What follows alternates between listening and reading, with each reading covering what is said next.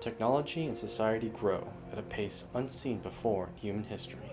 The digital world increasingly becomes a part of everyday life. Banking, social networking, promoting, advertising, communication. Human life is becoming increasingly dependent on the internet and the technology that augments the world we already inhabit.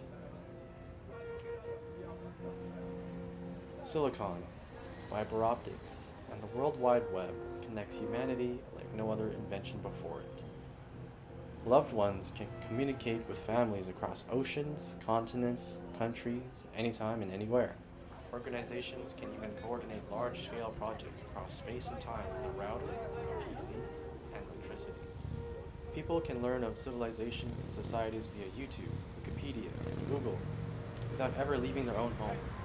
Hell, our own schools even hanging by a thread because of remote learning. The wonders of this technology have brought about an increased literacy of language, logic, philosophy, sociology, and generally of people across the world. Though it is also an artifact of the troubles that already informed the world before it.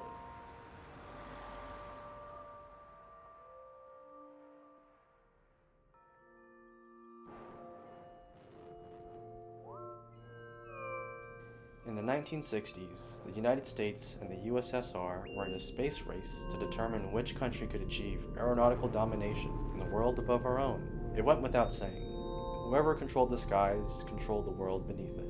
The only problem was that not many countries knew how to send anything, let alone humans, beyond the atmosphere. At least not within those two countries. In 1960, a man by the name of Wernher von Braun was appointed to the head of the Marshall Space Flight Center in the United States. He worked for NASA. The work that he pioneered for the Saturn V rocket program would eventually lead NASA to successfully launch the Apollo missions and send many an astronaut to the moon. Without the contributions of this team, further advancements in space and aeronautics would not have been feasible.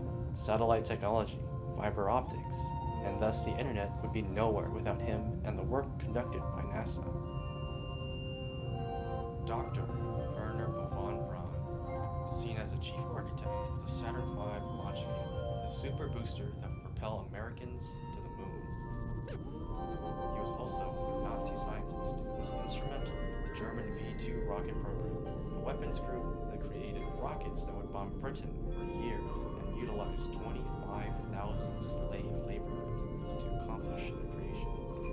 In 1945, after the surrender of Japan to the United States, plans to covertly transfer German rocket scientists and engineers helped them land in Boston. Their new employer was the United States Army. They and hundreds more scientists would be a part of a transfer of detained war criminals that Great Britain had housed in the inner post-war years. This was all an attempt to achieve a technological prowess in the skies by, quote, exploiting the minds of these war criminals. Known then as Operation Overcast, 350-plus German, quote, volunteer specialists and their families were snuck into post-war America in order to develop further American interest in technological superiority.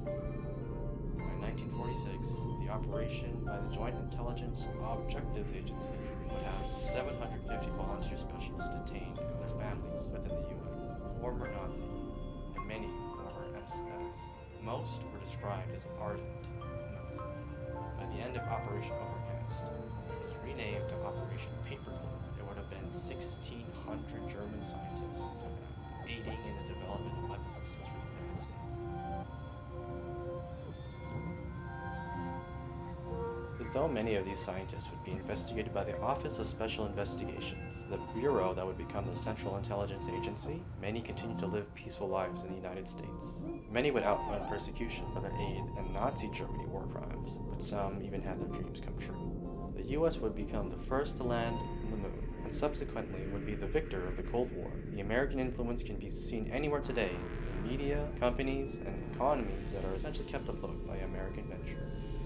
History is written by the victor, and here we see the fruit of a country desperate to achieve domination and power over others through the cost of human lives, empathy, and ethics.